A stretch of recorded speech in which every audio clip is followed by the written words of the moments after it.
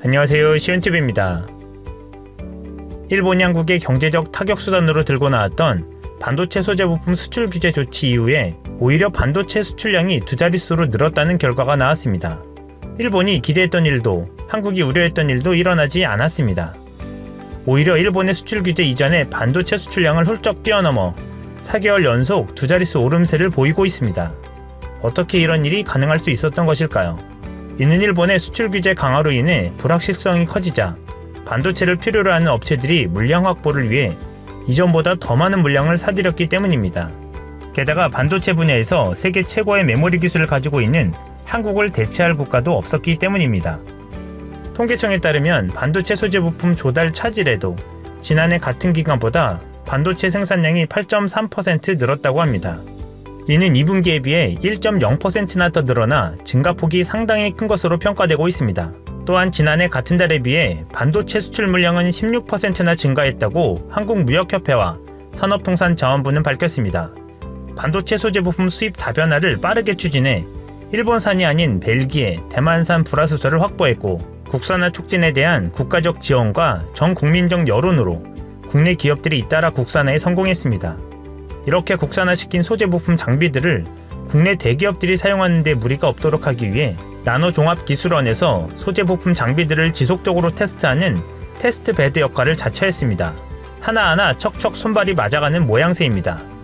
이런 상황 속에 일본이 수출 규제에서 발을 빼려는 움직임을 보이고 있습니다.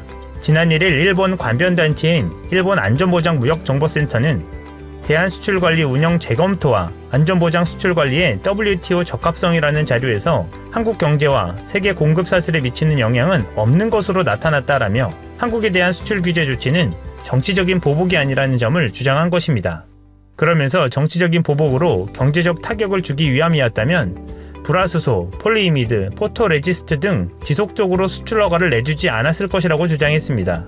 또한 비화이트리스트 국가들 가운데 최우대 조치를 했다고 부연했습니다.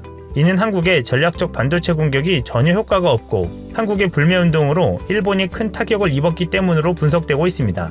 일본은 의류, 맥주, 자동차 부분에서 일본 기업의 한국 내 매출이 급감한 것뿐만 아니라 일부 업체들은 철수까지 결정하자 궁지에 몰린 모양새입니다.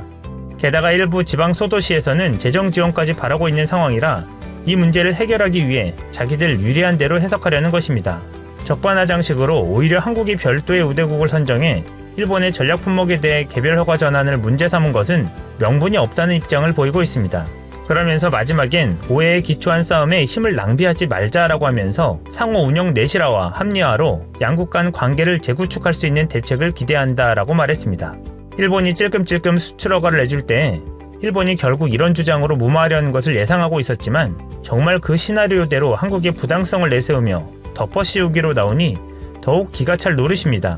그런데 일본이 이런 주장을 하기에 이미 때는 늦은 상황입니다. 양국 관계가 정상화로 돌아간다 해도 일본이 한국에 행한 사실상의 금수 조치를 한국민뿐만 아니라 전 세계 모든 국가들이 받기 때문입니다. 한국인들 인식 속에 일본의 이미지가 더욱 각인되어 이제 한국에서 일본 기업들이 설 자리는 잃게 되었고 일본 여행의 방사능 위험은 이번 기회로 더욱 알려진 꼴이 되었습니다. 세계 자유무역을 강조하며 클린한 이미지를 보여주었던 일본의 어두운 민낯이 드러났고 경제적 위기를 타개하기 위해 일본이 이루려던 군사대국화의 움직임도 주변국들의 우려를 낳았습니다.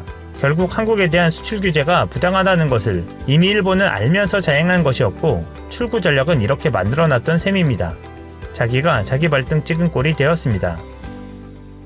이상 시온TV였습니다.